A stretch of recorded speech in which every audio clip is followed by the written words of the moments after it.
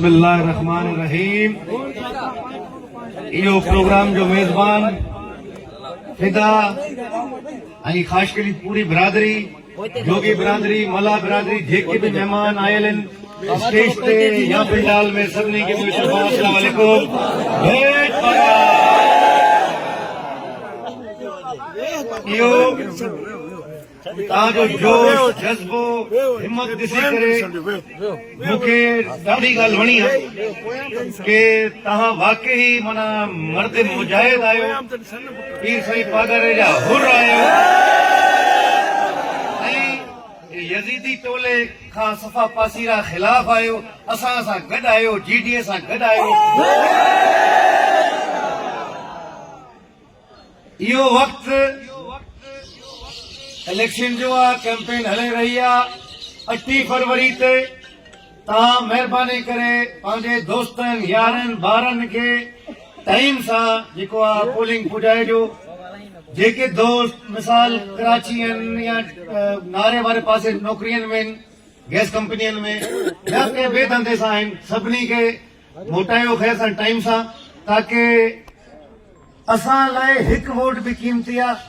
कोई वोट जेको आहे इन दफ़े मां नथो चाहियां कि रहिजी वञे। पोएं दफ़े असां धक खाई वेठा आहियूं, इलाही नुक़सानु थियो आहे जमायत जो, सिस्टम जो, पार्टी जो।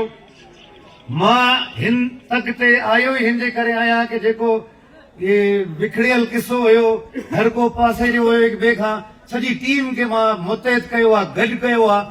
जेके दोस्त हिक ॿिए सां हल्का फुल्का इख़्तिलाफ़ बि रखंदड़ हुया, हुननि सभिनी खे ऑन बोर्ड वठी करे, सभिनी जा मां विच में वेही करे हुननि सभिनी खे भाउ करे, भाकर पढ़ाए करे सॼी टीम गॾी आहे, जोड़ी आहे। मां चाहियां थो इहा MNA वारी सीट ऐं हेठी जेकी PS 28 ऐं 29, 3 सीटूं हिकिड़ो मिसाल हुजे सॼे सिंध में कि बाक़ाइदा अहिड़ी लीड ते हिननि खे मारियूं यज़ीदी टोले खे कि ॿीहर हेठि इलेक्शन जी सियासत जे बारे में सोचनि।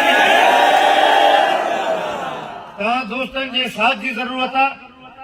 जॾहिं बि सिंध धरती ते कोई बि ॾुखियो वक़्तु आयो आहे त हमेशह शाह मर्दान शाह हुजे, मुंहिंजो ॾाॾो, या मौजूदा पीर साईं पागरो सदक़तुल्लाह शाह हुजे, या सूर्यो बादशाह, असां जॾहिं बीठा आहियूं सर धड़ जी बाज़ी हई आहे, कॾहिं पे कंध झुकायो कोन्हे, पाण फाई चढ़ी आहियूं, पर असां कॾहिं बि माना हुननि जी बैत न वरिती, अॻिते वधंदासीं। नुक़सान थिए, कुझु बि थिए, बीठा आहियूं हक़ ऐं सच ते, हक़ सच जो नारो भेट मूं ते। हाणे आहिस्ता आहिस्ता मूंखे पटको ॿधी ॿधी करे एतिरो वज़न विझी छॾियो मुंहिंजे मथां।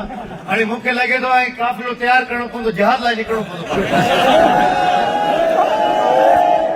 हाणे महिरबानी करे हिन पटके जो, अजरक जो, सिंध धरती जो वास्तो आहे, हिम्मत कयो, घर घर निकिरी पओ। इहा सफ़ो माना हाणे आख़िरी घड़ी आहे, 2-3 ॾींहं वञी बाक़ी आहिनि। 8 फरवरी ते पीर पगारे खे, GDA खे, सदरुद्दीन शाह खे, इस्माइल शाह खे ऐं डॉक्टर रफ़ीक खे इहो जेको हेठि मथे ट्रियो ठहियल आहे MNA जेको आहे 203, PS 28, 29 हे खटायो। इंशाअल्लाह तव्हांजी इज़त आहे, असांजी इज़त आहे, ऐं जेके बि तव्हांजा बुनियादी हक़ मारिया विया आहिनि वठी ॾींदुसि मां जो वादो। हुकूमत ठहे या न ठहे, हू पंहिंजी ॻाल्हि आहे। असेंबली में आयुसि, तव्हांजो आवाज़ थी करे मां असेंबली में बाक़ाइदा धमाका कढंदुसि। पाण ॾिसंदव मीडिया ते, सोशल मीडिया ते कि तव्हांजा जेके बुनियादी हक़ जेके आहिनि उहे मां बाक़ाइदा ज़ोरी, भले KGP हुकूमत ज़ोरी खसे करे ईंदुसि। जिथे चवंदव हुते मां उहो विछाए छॾंदुसि। हाणे पारत हुजे 8 फरवरी जी, सितारे ते ठपो, ठपे पे ठपा, सितारे पे ठपा, पाकिस्तान जिंदाबाद।